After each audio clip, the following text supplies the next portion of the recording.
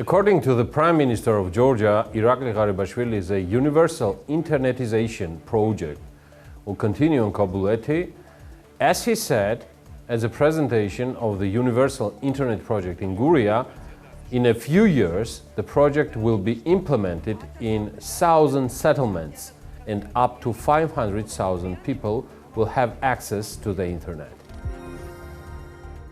The launch of military drones in Georgia is being discussed with South African and Polish companies, Defense Minister Juansher Burchuladze said at the parliamentary session. According to the minister, new products should be created on the basis of Delta. According to Juansher Burchuladze, it is planned to sign a relevant agreement this year and launch products from 2022. Minister of Economy and Sustainable Development Natia Turnova got vaccinated with Sinopharm. She got the jab in the Kipshidze Central University Clinic, its Republican hospital. After the vaccination, Natia Turnova once again stressed the need of it. Head of the World Health Organization, Tedros Adhanom Ghebreyesus, was also vaccinated against the coronavirus this week. He shared the information on his Twitter page. The head of the WHO calls on the population of the world to be vaccinated. Today it was my turn to get vaccinated against COVID-19. Vaccines save lives. It's critical to get them to all countries as soon as possible. If, like me, you live in a country where vaccines are available, please get vaccinated when it's your turn, he wrote. And this is the Checkpoints, hosted and co-hosted by Elena Kvangilashvili and myself. I'm Georgi Sakadze. We're here in the Forbes studio to tell you more about business and economics. Definitely, it's Sunday, 10 p.m. sharp, and we will start off with the big deal of the first Georgian startup with the true successful exit story. Spincar, the global leader in digital automotive merchandising software and data, announced that it has acquired Pulsar AI, creator of the auto industry's most advanced conversational AI platform. By combining Pulsar's automated communication technology with Spincar's industry-leading digital merchandising offering, the company will expand its solution set to drive greater levels of online shopper engagement and lead conversation for auto retailers. The acquisition will enable Spincar to extend its shopper data and digital content assets into additional dealer communication channels and customer touchpoints. Pulsar AI's technology will be integrated into the Spincar platform, and Pulsar's 30 employees will become part of Spincar's expanded global product operations and R&D organization. Pulsar's team of deep learning specialists, developers, data scientists, linguists, and operations personnel have developed some of the most powerful conversational AI capabilities available today, said Davin Daly, Spincar co-founder and CEO.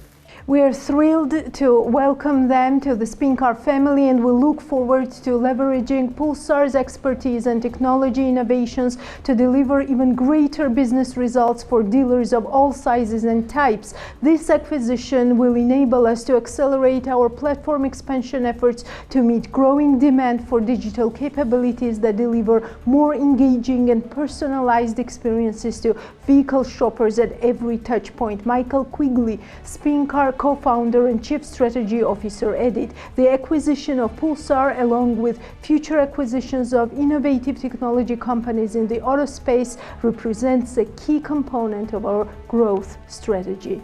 Daci Choladze and Zal Gachichiladze began working together in 2016, developing AI technology for financial companies in the country of Georgia. In 2019, another team member, Sopach Goidze, joined the team, and together they founded Pulsar to create conversational AI technology for auto retailers. Georgian-American entrepreneur George Harrison actively supported the company and helped the team identify the unique opportunity in the auto retailing space. So the company was among the first to receive support from Georgia's Innovation and Technology Agency, you know them, called GTAF. This transaction represents the first foreign acquisition of a tech company in the country of Georgia. Early company investors include New York-based Great Oaks Venture Capital and San Francisco-based Ridge Ventures. With the Pulsar acquisition, Spincar will maintain offices in New York City and Syracuse, San Francisco, Tbilisi, Manchester, UK, and Toronto. Yeah, Pulsar's conversational AI platform leverages proprietary machine learning, its ML models and natural language processing combined with artificial intelligence technology to engage online shoppers in personalized two-way conversations. The company's technology increases the efficiency and effectiveness of dealership, BDCs, and internet sales operations by delivering immediate, relevant, and persistent follow-up to every online and lead submission. Pulsar's automated communication capability can respond to an unlimited number of shopper inquiries via email or text. Spincar has established itself as a trusted partner to thousands of auto dealers around the world, and we share a common belief that technology can be used to drive operational efficiencies while also delivering a better shopping experience. This message comes from Daci Joladze, Pulsar co-founder and CEO. Innovations that we have made in the field of conversational AI are setting new standards for dialogue automation. Joining Spincar will enable us to further accelerate the development of applications that leverage the power of conversational AI, Joladze said. This is a big step towards Georgia's startup ecosystem development. Such examples are important also for those who want to be involved in this ecosystem. If till today they had doubts whether it's possible to gain millions, Pulsar AI tells all of them that yes, and it's possible. Yes, couldn't agree more with you, Georgi, on this, that for a Georgian entrepreneur, it is much easier to identify itself with a Georgian startup rather than with any other startup that has done great on the global market. Our best wishes to the team once again. This is something that I won't get tired saying of. To proceed, by the way, this week, Prime Minister Irakli Garibashvili also met with the Pulsar AI team and stated that the government would bolster support for innovative startups. Yes, Elena, and this meeting on Friday at the administration of the government was attended by Georgia's Minister of Economy and Sustainable Development, Natia Turnava, Deputy Minister Irakli Nadarishvili, and Head of the Innovation and Technology Agency, GITA, Avtandil Kanstradze. So the meeting was also joined via video call from the US by Spincar's co-founder, Michael Quigley. It was emphasized that the government, under its 10-year plan, will further bolster the strategy for supporting such innovative startups. According to the Prime Minister, the positioning of innovative Georgian products in the global market is extremely important. It is so, and to sum up our review, Georgi, let us mention that Pulsar LLC is a grant beneficiary of the Innovation and Technology Agency at the Ministry of Economy and Sustainable Development, as you already mentioned, GITA. In 2017-2018, they were awarded a 5,000 lari grant for developing prototypes and participation in international events to showcase their prototypes to prospective investors. And in 2018, the startup won an additional 100,000 lari in the agency's grant program, followed by a victory in the agency's 650,000 lari grant program in 2020. In 2019-2020, Pulsar attracted $1 and $2 million USD in the investment from Silicon Valley. Ultimately, the Georgian startup sold for tens of millions of dollars. Again and again, big support and all the best to the Pulsar AI team. And to move on the next topic, it will serve more as a context of this huge achievement as well, since with Kati Bochorishvili, former Deputy Minister of Economy, we'll be talking about some challenges and opportunities with the investment climate and actual investment in this country. So here is Kati Bochorishvili for the checkpoints. Speaking about FDI, uncertainty still remains worldwide. We still face well, roughly the same challenges what we used to have about a year ago in healthcare, in economics, but something is moving, progressing in a positive way as well. My first question is, you've been doing this job for years, for countries, for corporations, for companies, local, I mean Georgians, and foreign companies and corporations as well. How the world has changed in the field of attracting investments? Is the structure, relations, methods changed a bit, or maybe changed dramatically? I don't know. I need your voice about this, and then we will speak definitely about some details for Georgia. Georgi, thank you very much, first of all, approaching Pleasure is mine. Thank you, Katie. and talking on one of my favorite topics, because Indeed. we all know how much importance of FDI is, especially for a country like Georgia, and how much we have to really work to get FDI in our country. I have to admit, last year when pandemic started, and if I would say a year ago, Okay. exactly at the same time, the whole world is in panic. And nobody, of course, had time or even eagerness to do the foreign direct investments outside. Does this panic remain? No, that's my point. This panic is not. Oh, it's been eliminated. It's eliminated because everyone understands that the pandemic is going to be with us even in the next few years. Correct. So, of course, in that sense, we have to adapt and we have to move on. So, a year ago, I agree, there was a worldwide panic. Emotional shock. Emotional shock. But that lasted maybe a few months. But from last year, from summer, and especially from September last year, companies are becoming even more motivated and more eager to find the new opportunities to invest. So what are the companies doing? First of all, they all understood how much they need to diversify. Okay. If there is a strong companies who are investing in real estate or hotel industry, we see the trend that they are now investing in hospitals or in IT technologies. But the eagerness to invest, to put money, not only in their countries but to other countries, has remained kind of a priority. It's a natural, yes. The nature of the money, nature of the human being. We all need to adapt and move on, and it's definitely not a good idea to be stuck and wait for something. And in that sense, I already saw huge investments happening worldwide, and companies traveling even already to see the investment opportunities, to check the investment opportunities. And from the other side, it's a quiet time, right? All companies suddenly have now more time to think, to do feasibilities, so they are using this time efficiently to see what are the other business opportunities, what are the opportunities and where they can invest. Which personally for you means that they're still investing in so-called traditional directions, or I don't know, priorities, investment priorities for them, but there is a bit change that their portfolio has been diversified, their vision has been diversified, and that's a result of pandemic. Yes, I see, as an example, to give you an example, just in my recent trip in Dubai, DP World, which is the largest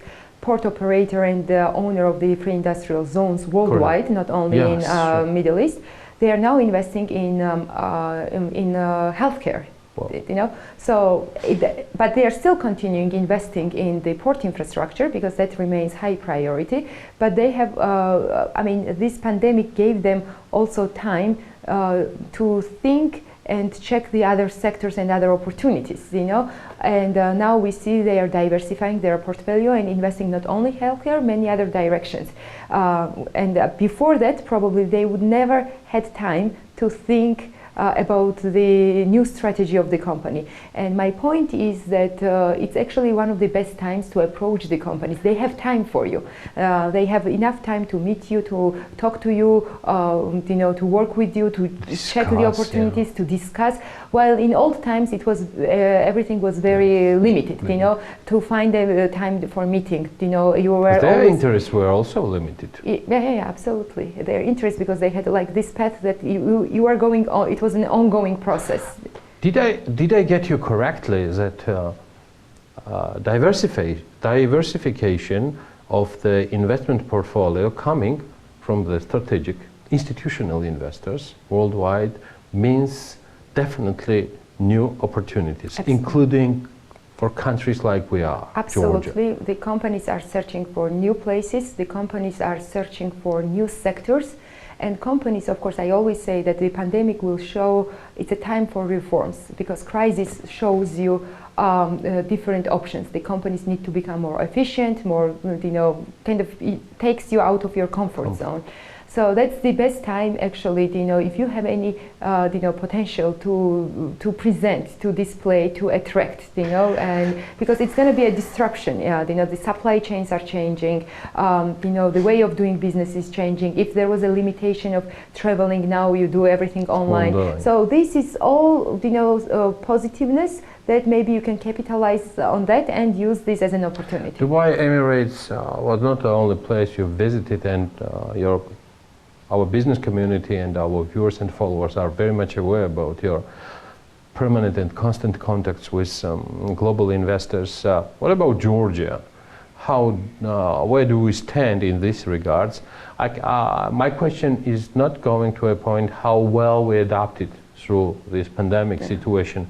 I'm still talking about the FDI. I'm talking about the problem of FDI even before the pandemic, and how flexible Georgia is to adopt SAP in this new world, new opportunities and new changes. I have to admit again, the FDI strategy actually country was lacking even before pandemic. Correct.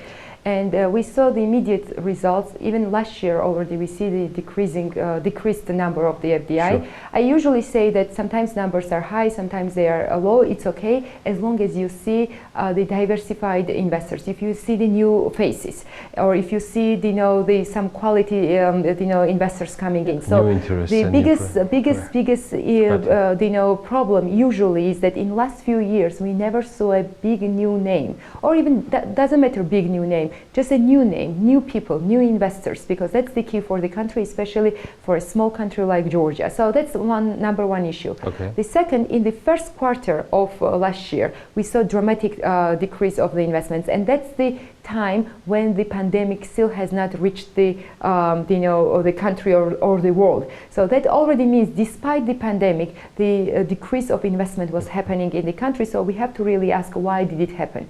Of course, if you have also strategic projects, they never stop, despite that it's maybe they a little bit, slow down, but then they continue investment. So we never saw the rise of the investments in the second, third, or fourth quarter, and eventually we see a significant decrease of the FDI last year. Again, which shows that the government we as a country did not have a right approach how to deal with existing investors who are in the country, or the newcomers with whom we had negotiations maybe to come into the country, to make them comfortable and feel safe that it's okay to invest, because again it's a worldwide issue, it's not only in the country. And last but not least, of course, everyone is watching how you are managing the pandemic. And while the world does not have the many success stories, we have few success stories in the world that we have to look after, because Georgia is a small country. But did we capitalize on it? No, we did not capitalize on that, unfortunately, and this is something that we need to capitalize. For a small country, it's much easier to manage pandemic rather than the big countries. And that's where I actually initially saw the opportunity that if we manage the pandemic well, if we create a right environment and approach the investors, Georgia could have had another amazing chance to attract both investors, tourists in the country, and to really capitalize on the environment. You mentioned about strategic projects, ongoing interests. Your personal friends, good friends of ours, of our country, I mean Georgia, they're still on. They're quite active in the field of infrastructure projects coming in cooperation with governments, things like that. Ambassador of Sweden in Georgia, Sebastian Molineux, as a representative of the World Bank, they're still on. They are quite active. They are very much responsive. IFIs are investing in these directions. And it's just infrastructural projects together with the government. I was here for the first time in September 2019, and it looked very different. And today we can celebrate the inauguration of the wastewater management treatment plant here in Tel Aviv.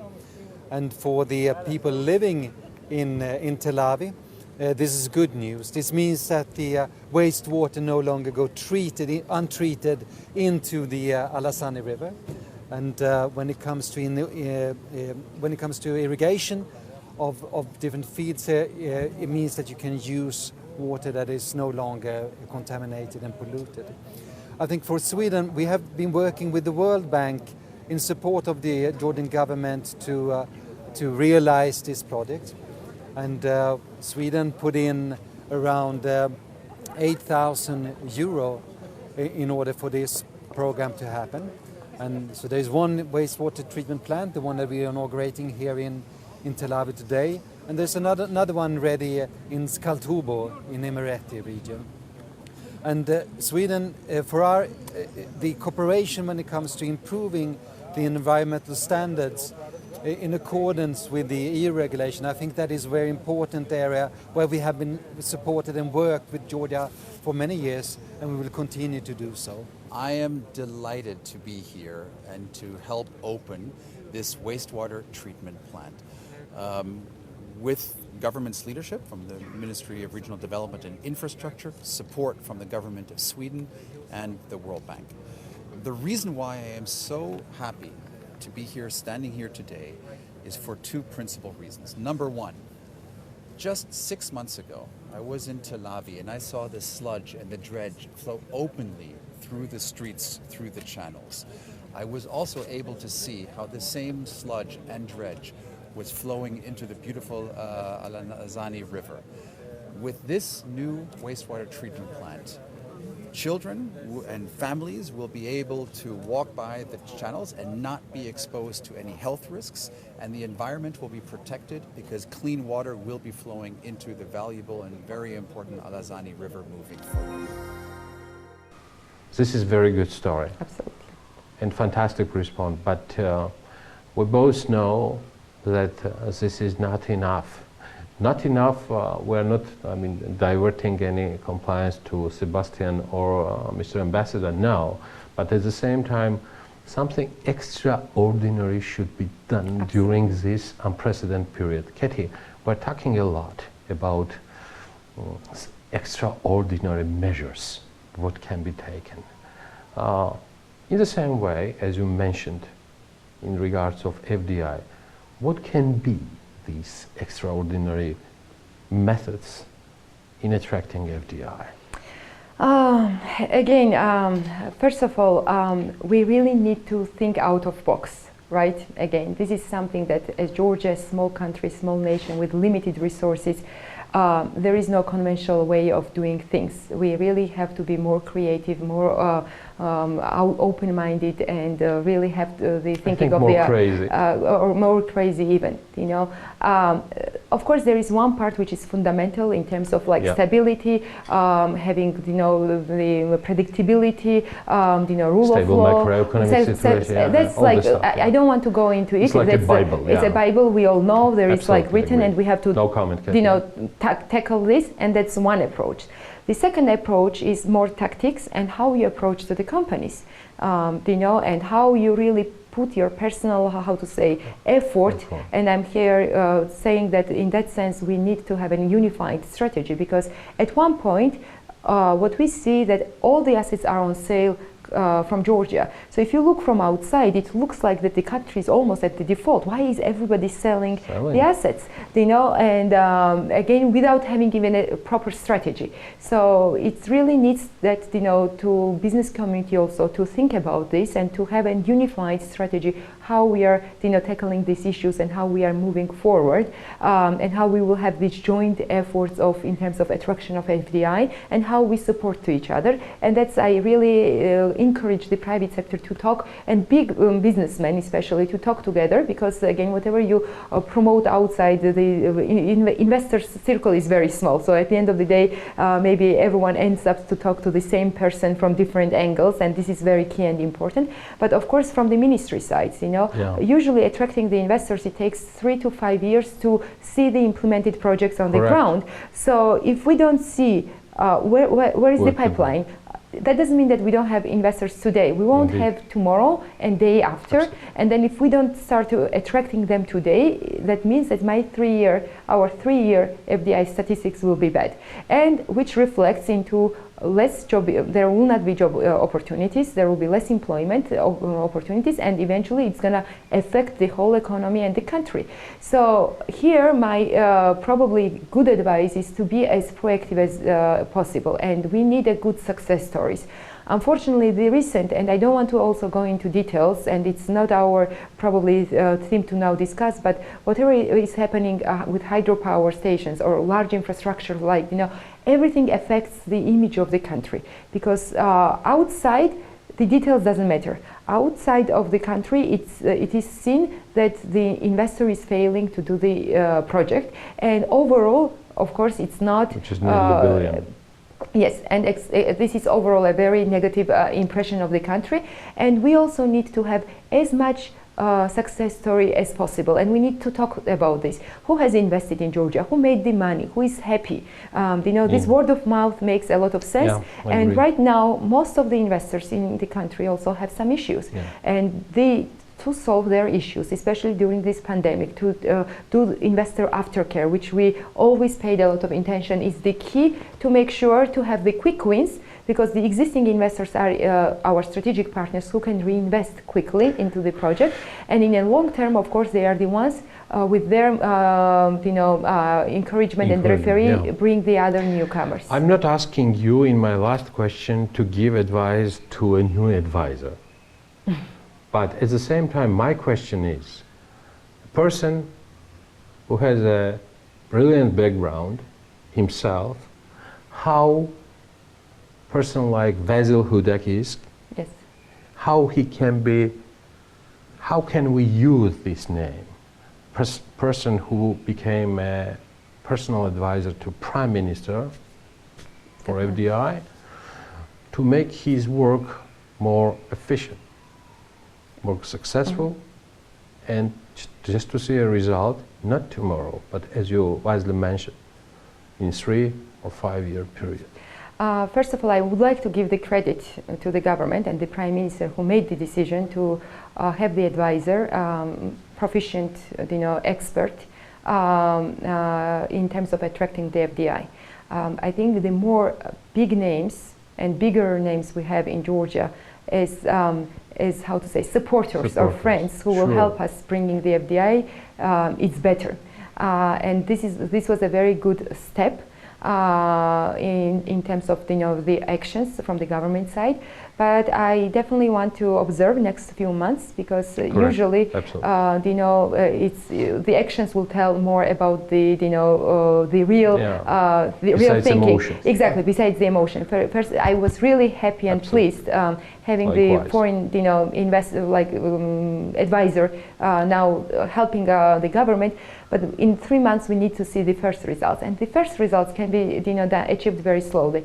To see the existing investors' issues are resolved, and those can be small, very bureaucratic issues that has been on hold or hanging, and to solve those issues, that's already a big step. And that's already a big, reveal from the business side, that they will get encouragement, and they will be even more motivated, to start doing the other activities in Georgia. That's number one. Number second, probably I would be happy to see the areas about concentration, like which countries they would concentrate, which sectors they would concentrate, which big projects they would concentrate, because what we see, we really need now some kind of big initiatives that is coming from the state as well, of course with the involvement of the private sector, but we need to see where we are inviting the people, which sectors we are inviting, which are the large projects where we're going to see the investors coming, what as a country we are offering.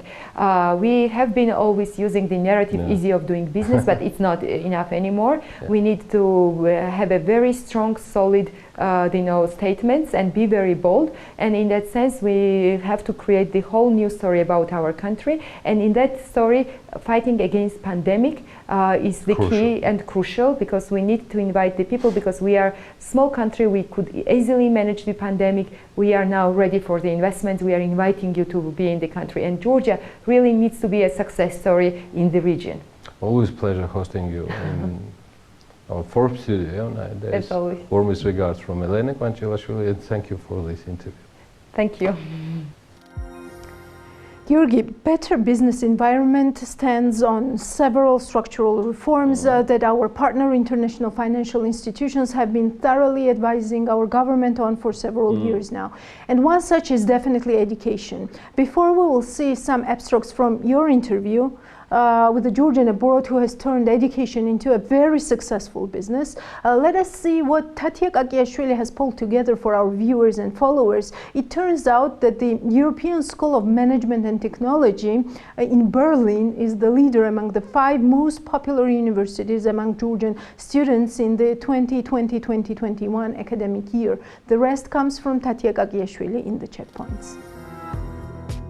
Georgian students pay an average of 10–15,000 euros a year to study abroad. Business administration and management programs are the top choice of the most popular professions. The situation created due to the global pandemic has significantly reduced the number of educational tourists from Georgia. According to the education consulting agency Prime Study, the European School of Management and Technology in Berlin is the leader among the 5 most popular universities among Georgian students in the 2020-2021 academic year. It is followed by Istituto Europeo di Design, Milan, Italy, IECEG School of Management, Paris, France, Lund University, Lund, Sweden, and Kyoto University of Advanced Sciences, Kyoto, Japan. As David Mikeladze, the founder of Prime Study Education Counseling Center, told us, tuition fees at foreign universities vary by location and curriculums. There are like different price ranges. Like, for example, traditionally United States is the most expensive destination, and the price of the tuition, accommodation and living costs can reach up to tens of thousands of US dollars. More affordable destination, which I think like is in demand of Georgian students in recent years, is Western European countries. This is France, Germany, Italy, Netherlands, where the price is more affordable and the cost-benefit value of it is in reach of Georgian customers. As David says, studying in countries like Hungary and Czech Republic is more affordable and the prices are lower for Georgian students. Also, they apply for scholarship if available. It's difficult to speak about the total number of Georgian students who are studying abroad, but talking from the experience of Prime Study, the company is helping on average 30–35 students per year to go abroad for studying. Like other businesses, COVID-19 had a negative impact on the activities of Prime Study. According to Mikeladze, many students wanted to go abroad during the pandemic and study, but they postponed these plans due to the pandemic. Besides lockdowns, tough economic situation and lower purchasing power of the GEL are additional factors that to him create additional obstacles for those wishing to study abroad. Major challenge is that students cannot travel abroad in most of cases, and the classes, like particularly from the beginning of pandemic, classes were offered in virtual format, like students were sitting in Georgia or elsewhere and taking classes online. Obviously, this was a only available solution at the start of the pandemic, but luckily nowadays schools have moved back to traditional studying format. So the biggest impact, to return back to your question, was that students could not travel, could not enjoy this one-to-one interaction with their faculty and fellow students, and this was the biggest problem. Travel restrictions should also be considered. After the first shock of the pandemic, David Mikeladze's expectations for the 2021-2022 academic year are quite positive. He thinks that next year the global pandemic can no longer be a significant impediment to those wishing to study abroad. And Elena, let us proceed with my interviews, and the topic is the same, education. This is a very good example of how education can become a very successful and useful business with good networking skills and broad contacts with famous British schools and universities. So here is a business with added value for those who want to open their horizons in Britain, in the checkpoints. So my special thanks goes to Lika Saralidze for organizing this interview, especially for the checkpoints. Eleonora, our viewers and followers are much interested in all the perspectives and possibilities, let me say so, what is created during not just only this period, but generally, while having the possibility of access to the education forms, I mean, directions what we can offer, and while British education system is the most requested so far. Thank you so much for your time, and I really want to know on your perspectives, where do we stand right now? And I'm not meaning pandemic, right? But later on I will ask a question about this as well. So the floor is yours. Thank you so much for having me. It is a great pleasure. Indeed, this is a very exciting time for British education. Historically, British education has been much in demand. And I think even though British population accounts for less than 1% of world population, it has the highest number of international students in UK schools. Therefore, British education is still very much in demand, and this demand is still growing. It's also universities that are very, very popular. And in fact, because British education is truly world-class standard, there has been even an export of British education. So there are international schools opening in the Middle East, in also China, Asia. So they're exporting British education as well to make it as widely available as possible. What can we say about this pandemic period, how it reflected on education system? I mean, all these distance and education courses is going. What has been really remarkable is how quickly schools, independent schools and universities managed to adapt to online teaching. They tried and tested different platforms. They indeed tried and run courses at different times, because some of the students could be Zooming in from the United States. Others were online from China. So the time difference would be incredibly difficult to manage. And yet they still managed to organize those classes in such a way as to give as much help and support and as many live classes as possible. How affordable for Georgians such offers are coming? Personally for you, you're providing various services to candidates, to families and things like that. In terms of paying for the tuition fees, it is important to remember that there are various scholarships available for students. So if they do a lot of research, if they do a lot of preparation, they will be able to find scholarships for postgraduate studies and for research, certainly at leading universities. And these are awarded by international bodies. Sometimes these are also awarded by universities themselves. And also certain countries also offer scholarships for their own students. So perhaps Georgian Ministry of Education could look into creating a scholarship for a small number of excellent students to encourage them to study in the UK when recommending schools, is to ensure that the child has this interest, this inner drive, this motivation for discovery, for exploration. What is new in this country? How can I learn new things?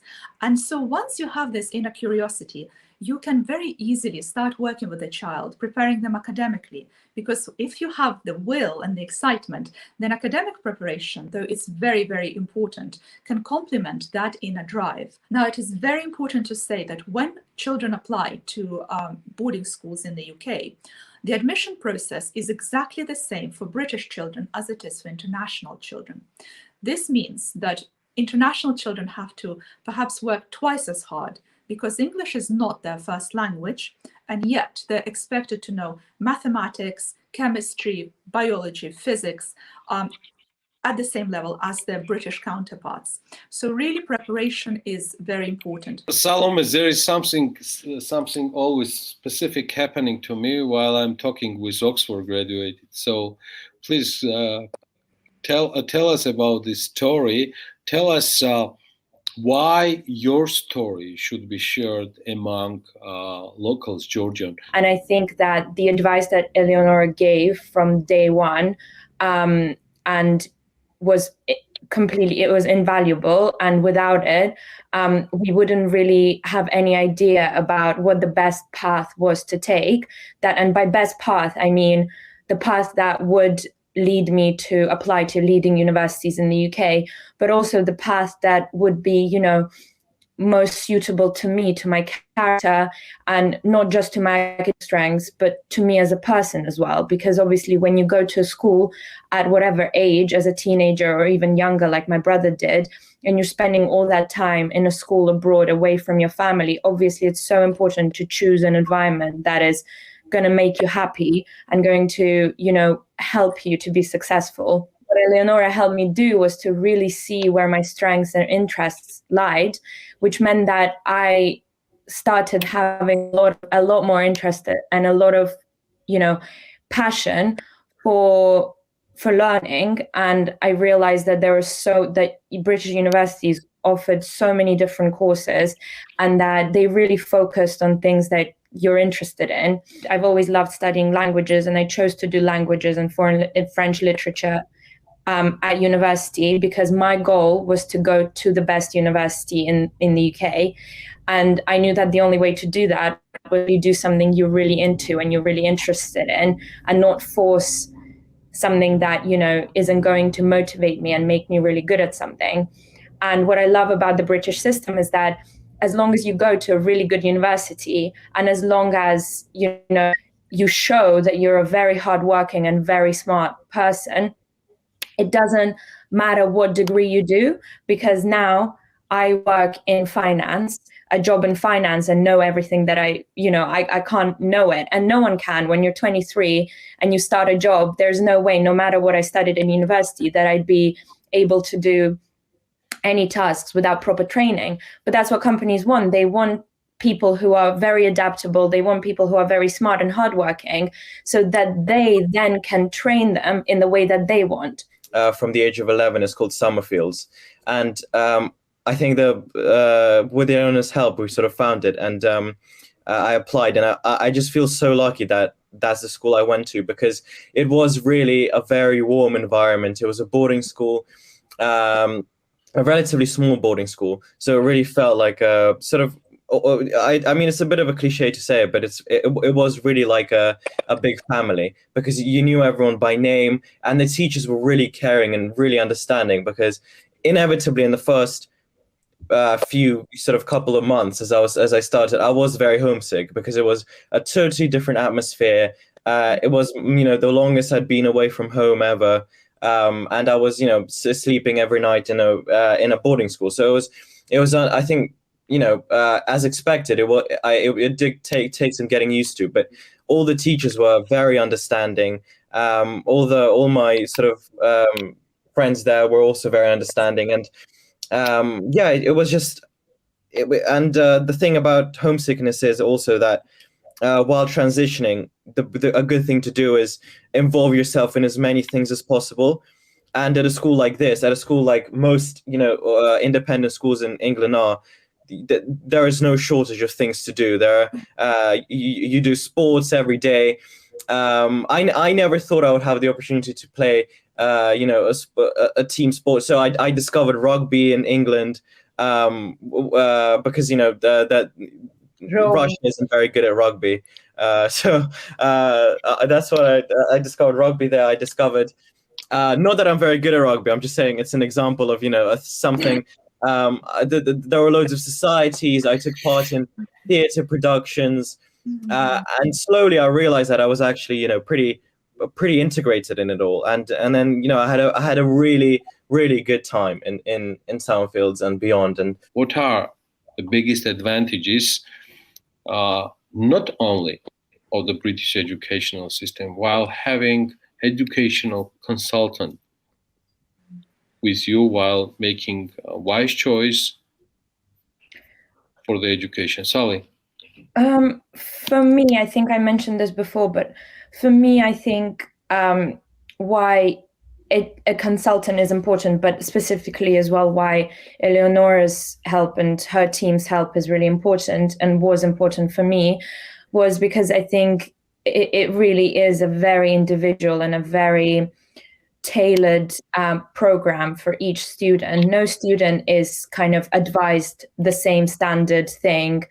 Everyone is evaluated individually. Everyone's strengths and everyone's weaknesses, as well as everyone's preferences, are taken into account. The international students will be, and their parents will be going into a situation where the British students and parents know more than them about what to do, because it's very much an education system where there are a lot of tests going on and a lot of preliminary applications, and it can be intimidatingly it can seem intimidatingly complicated and very inaccessible. And I think the reason why Eleonora and the kind of help she provides is invaluable is because it really it makes it much more accessible to you, and it really guides you through it, as Sally said. We live in a world where British education system, it might be unique for somebody, but the competition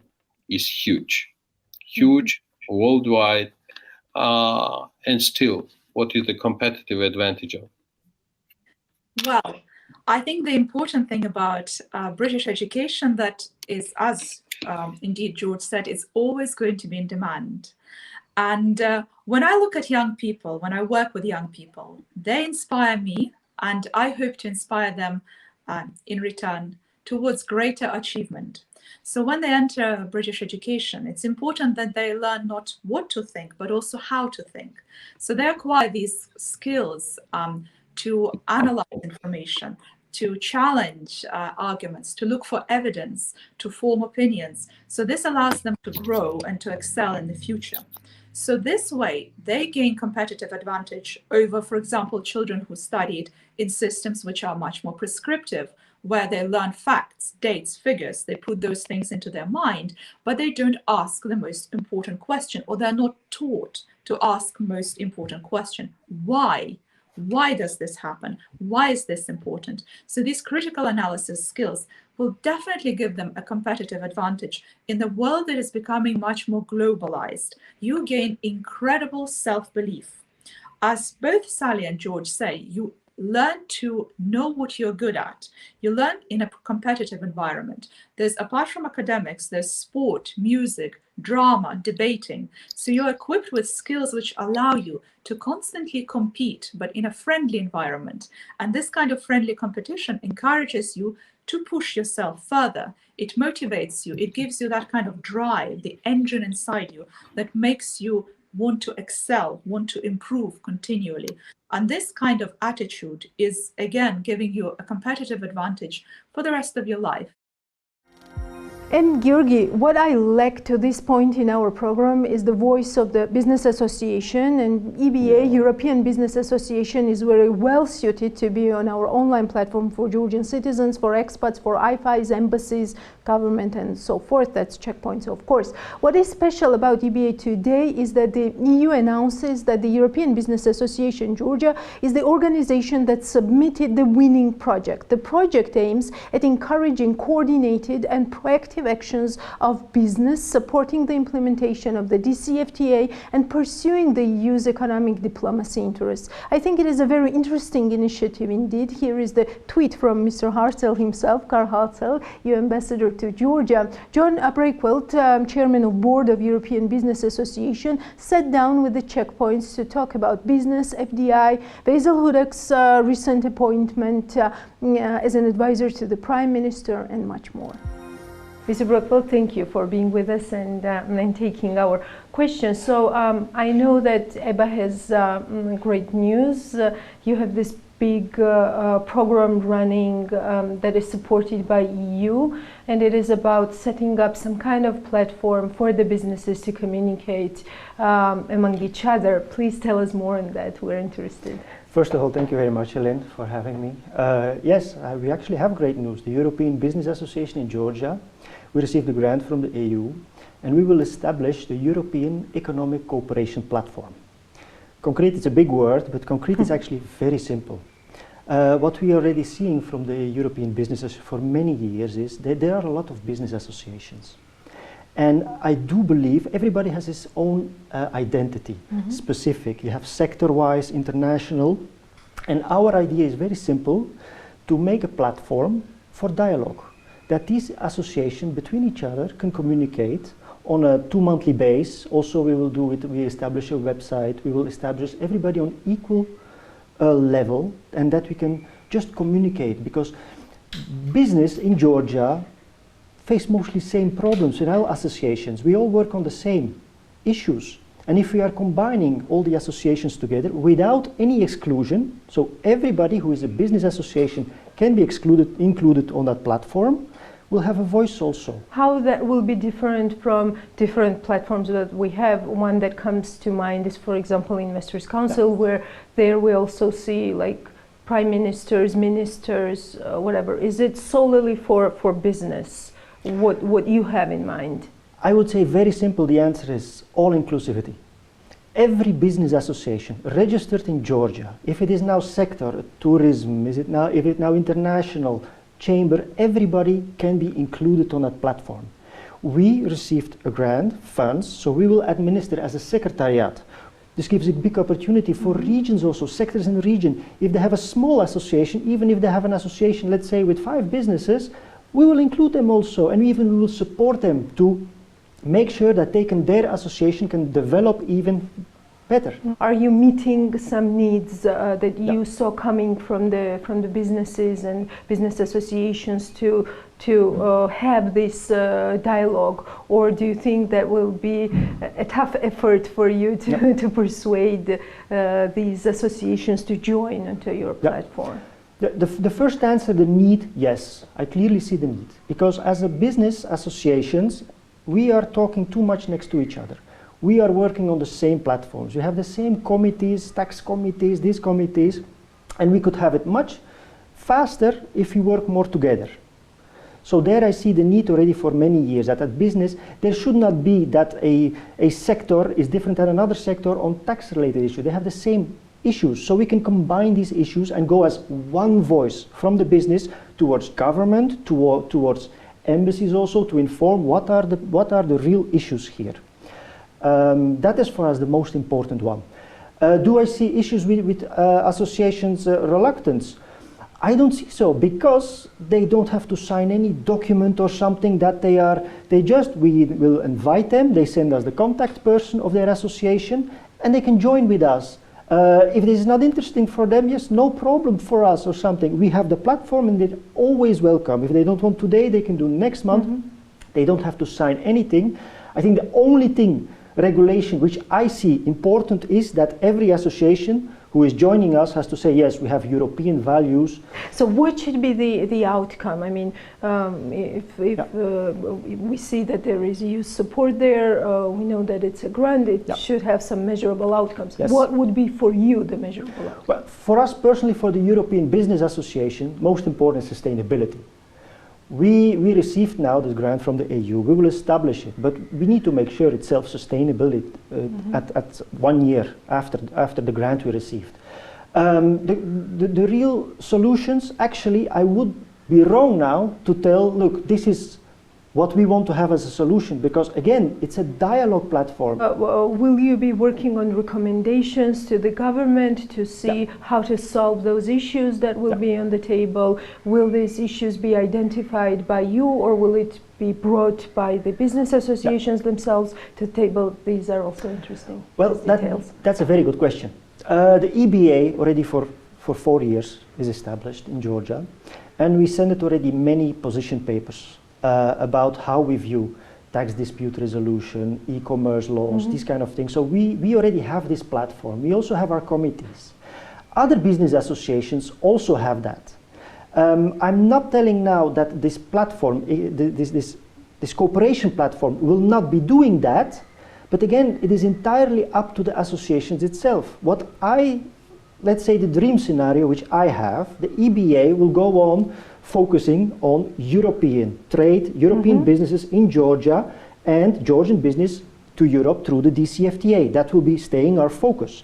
At that platform, at some point, we will see another association who has the same committee or platform that they say, and which is getting very close to ours, and we meet each other there and says, okay, let's work on together on that position paper. Let's work together on that committee.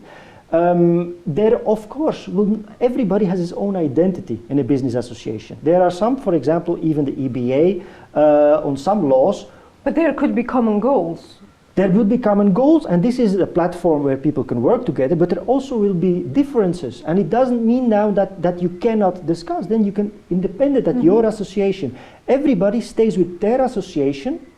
Everybody has their own entity, and this platform isn't adding to what we are offering is adding a communication platform between other associations also. I wish you success. I think it will be very interesting to follow that, and BMG and Forbes will follow that, of course.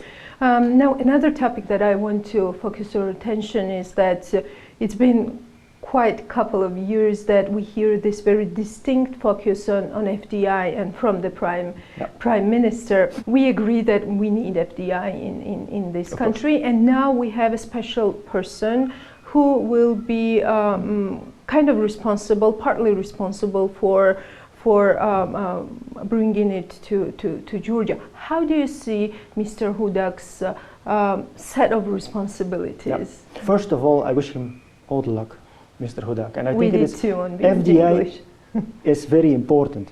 So I wish him all the luck to succeed, but let me take it back now, FDI. So I mentioned already many times, already many years actually, FDI is not just something you can organize in one day. FDI, foreign direct investment, these are long-term goals you need to set. For foreign direct investment, you need to have European businesses, I'm focused now on Europe as the EBA, European businesses bringing to Georgia. It's not just FDI from come here, bring your money, set it here, spend it here. I'm sorry, a successful business is not thinking like that. A successful business in Europe will see, look, there is Georgia. They want investment. So, okay, I can have there an investment, but I also need to have a return on it. How you get as an FDI, as a business, a return? Very simple. Very good business environment you need to have in the country. I'm going back to the saying. First, the most businesses who are arriving in another country first arrive on governmental tenders. So you need to make sure they can also win international tenders. When they want a tender, then they have operated here, and then they can make this next step, let's stay here. Because FDI just bringing the money here is not enough. They need to stay here, they need to develop here, they need to create employment, they need to create taxes to pay for the Georgian government. On that part, again, I really hope, and I hope Georgia will get FDI as it needed. But I think it's wrong to only focus now on an FDI. I think you have 90% more chance in Georgia to create a stable business environment and have protection of the SME business. This is important now. Yes, that was actually the focus that was coming from Mr. Hudak himself. Yeah.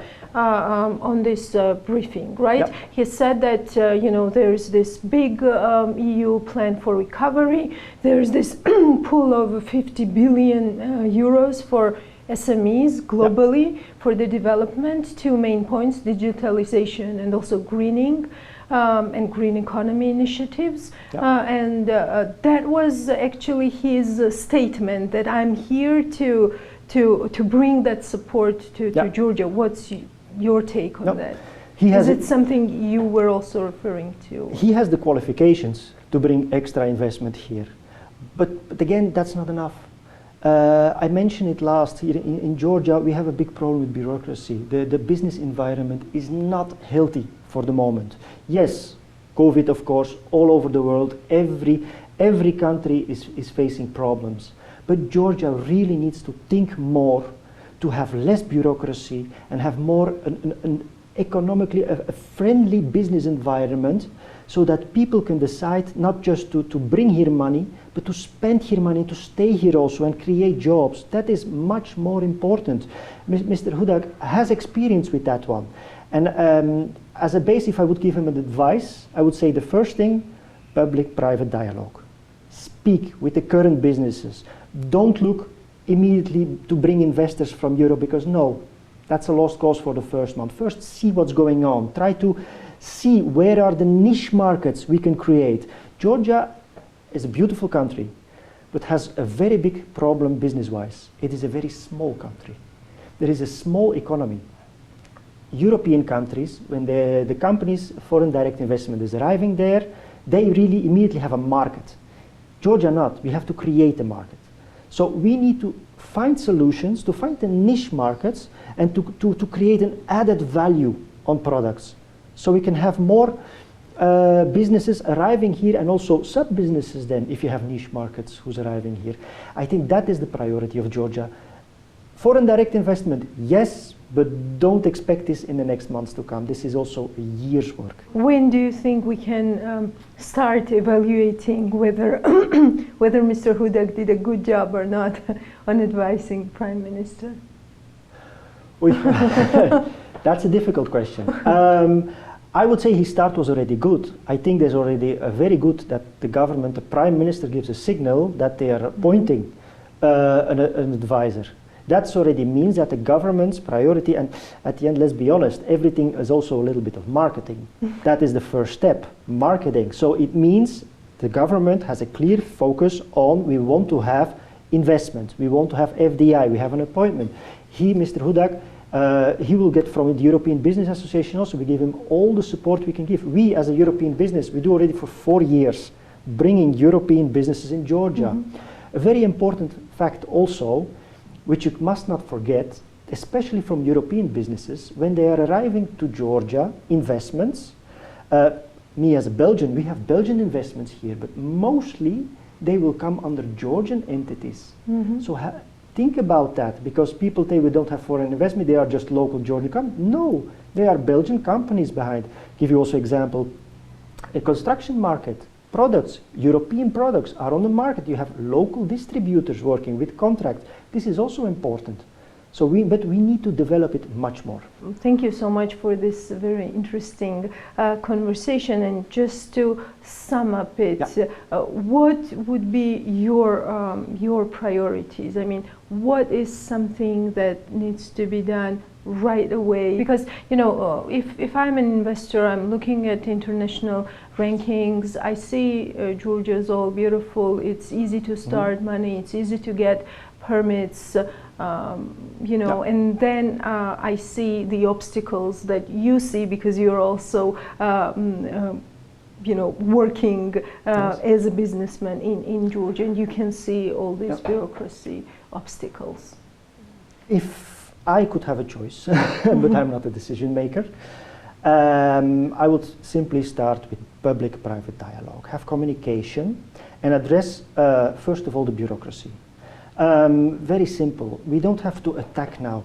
This is bureaucracy, it is bad. No, we have to attack it on a different way. We need to say, we need to establish an agency for simplification. How can we make it better? There are obstacles. The business knows, the government also knows. Let's solve them. I give you one sample. I'm a specialist in transport. I have a transportation company. I'm operating here in Georgia, so I'm very well aware with customs, how it works, everything. When you sell products in Georgian market, your transport margin cost is 30% of your product. If you sell in Europe, your markup cost for transport is only 5 to 7%, which is way lower. Okay, what's the problem? Of course, Georgia is far away from Europe also, difficult things, but they are simple things to resolve. It's not because transport is expensive. It is because, for example, there are hurdles, documentation with Europe. Why we need to have TIR documents? Why can we go not directly T1 documents? There is a program working for that, which the government told in 2023. There will be a common market with the EU that transports can just, without any custom clearance, with simple procedures, can move out. Why 2023? Now is the problem. Now we need to organize this. We don't have to wait. And unfortunately, we had a meeting with the European Business Association where embassies were invited also, and we discussed all these issues with customs, with paperwork, and we had the idea, because all the businesses were invited, that they will complain to the European Union from, look, this is your problem, this country, this country. No. All the complaints get, I have a problem in Georgia with my documents for export. So these are easy solvable. We just need to have a common discussion, public-private dialogue, see where the bottlenecks are, and one by one solve them. But this dialogue has been going on for years now, right? We have changed the governments, we have changed prime ministers. Yeah. Some were more open, some more closed to the businesses. Yeah. But we hear from businesses that, you know, this communication is in place. Then is it dialogue that matters, or? Yeah, okay. The quantity of the dialogue is not enough. The quality is also important. You have to follow up on it. First of all, and that's again go back to our platform we're creating. I see a lot of meetings going on, but all with different stakeholders on different moments. Okay, prime ministers are changing, unfortunately. We will work always with the government to communicate, but there is not really an all-inclusive platform, which we are now creating, where everybody can have his voice, when everybody can have the same communication. I had meetings when I was sitting at the rooms with prime ministers and where other people were excluded. I see Investors' Council, where some people are also excluded there. This is all not okay. You need to have a common ground, a common platform to discuss, and also focus on the solution. Discuss to discuss is not enough. Thank you so much. Thank you for taking time. Thank you very much. Well, this is all for today, I guess. We'll be leaving you off with our teaser for Forbes Georgia May edition. Take care and stay safe. Thank you for watching us, and do not forget to follow us on Forbes.g and BM.g till Sunday. See you. Stop lockdowns now. This is Steve Forbes primary calling in the May issue of Forbes. Most will agree, but the fact is the year 2020 has given us many ironic answers in regards to the pandemic. In fact, such a year has never been before, and we do not mean just the pandemic. We are talking about widespread public offerings, dramatically increased cryptocurrencies, and of course skyrocketing stock prices. The number of billionaires, no more no less, exploded in 2020.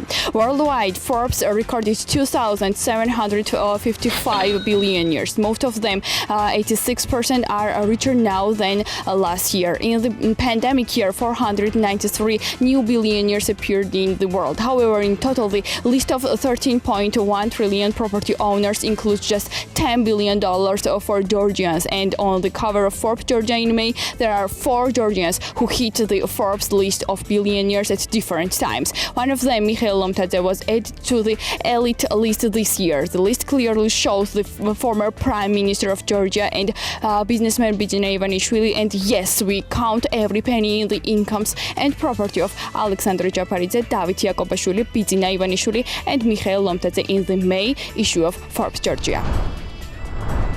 In the May edition of Forbes Georgia, you will read: Billionaires without borders. Last year, the fortunes of Jeff Bezos and Elon Musk plummeted. Each businessman fighting for the status of the richest man on the planet has raised more than $150 billion in capital. The insurance companies that have won the most premiums in the 2020 ranking. The original Forbes Georgia ranking is traditionally confirmed by Grant Norton and Abbott Group. Auditing companies' exclusive rankings offered by Forbes Georgia. The Crossroads, a new platform for startups and investors in Georgia, within the framework of which hundreds of startups, investors, and heads of international companies from different countries of the world will visit Tbilisi in September. Before that, get to know them from Forbes Georgia. Georgian healthcare strategic points and the importance of developing a long-term, sustainable, consensus-based healthcare strategy. On behalf of Forbes Health Platform, global health specialist Georgi Shakarishvili covers the topic. You will also read reviews of the 2020 energy influence changes in the new edition of Forbes Georgia. The edition also answers some of the crucial questions such as: what strengthens the lari? What is the impact of strong financial markets on the economy? What is the American dilemma? For many more insights into the ongoing business and economic affairs, read Forbes Georgia.